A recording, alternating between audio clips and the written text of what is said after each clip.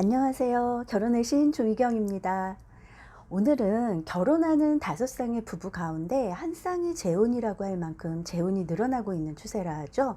그 말처럼 요새 재혼 상담이 점점 많아지고 있어 오늘은 실패 없는 재혼을 위해 꼭 알아야 할 3가지 체크리스트에 대해 말씀드려 보겠습니다. 첫 번째, 재혼의 시기를 잘 정해라입니다. 특히 이혼의 경우 한 번의 실패가 있었기 때문에 실패에 대한 보상 심리도 있고 번듯하게 남들에게 자랑하고 싶은 심리도 있는데, 남에게 보여주는 것이 아니라 진심으로 나의 행복을 오롯이 생각할 수 있을 때 행복한 재혼을 하실 수 있습니다.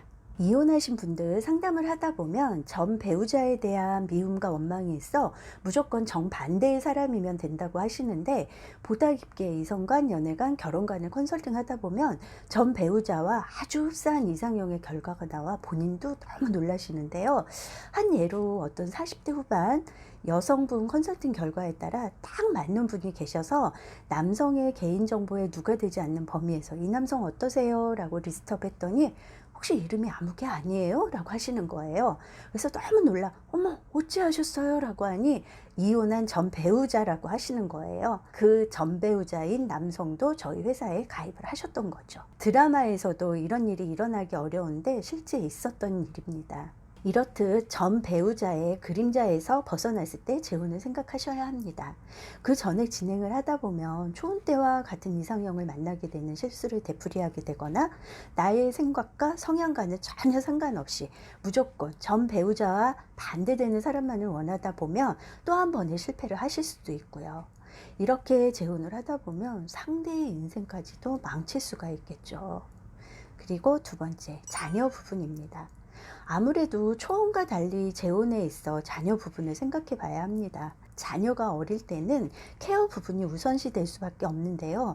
내 자녀뿐만이 아니라 상대의 자녀도 있다 보니 서로의 자녀가 잘 어울릴 수 있느냐도 중요한 부분이고요. 자녀들이 초등학교 저학년으로 어릴 때는 괜찮지만 사춘기에 접어들면 아무래도 이 시기는 피하시는 것이 좋습니다. 부부 사이가 좋더라도 아이들 부분으로 자꾸 부딪혀서 결국 또다시 헤어지는 경우도 많기 때문이죠. 그래서 자녀가 최소 대학을 들어갈 정도로 성장한 후에 진행들을 많이 하시고요. 물론 자녀가 있어도 재혼을 많이 하십니다. 기억에 남는 재혼 사례가 있어 말씀드려 볼게요. 5살 아들을 데리고 있는 37살 따님의 재혼 상담을 그 부모님과 했는데요. 딸 재혼하는데 손주가 걸림돌이 되면 내가 키우겠다고, 딸이 무능력한 남편 만나서 고생을 너무 많이 했다고, 아이에 대한 부담감 없이 아버님께서는 우리 딸 능력 있는 사람과 재혼해서 행복하게 살았으면 한다고 하셨는데요. 정작 그 따님은 아들을 데리고 재혼을 하면 몰라도 재혼을 안 하면 안 했지 아들을 떼어놓고는 절대 새로운 사람을 만날 수 없다고 하셨고요.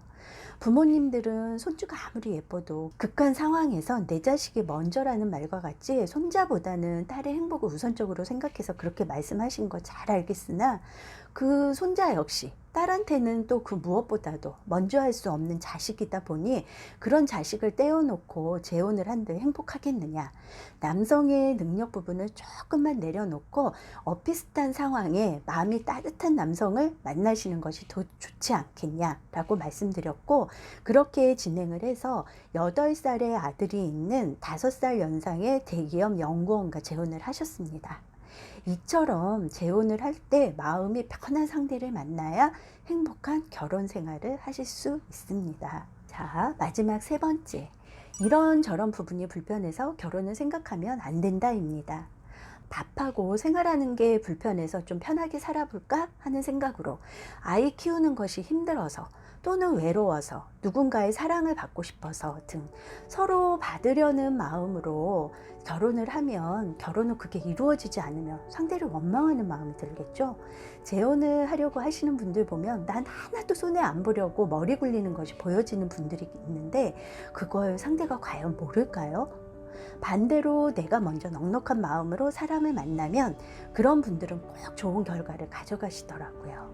이상으로 실패 없는 재혼 잘하는 법에 대해 말씀드려 보았습니다. 좀 더 궁금한 부분이 있거나 상담을 원하시는 경우 저 결혼의 신 조미경에게 연락 주세요. 열심히 최선을 다해 드리겠습니다.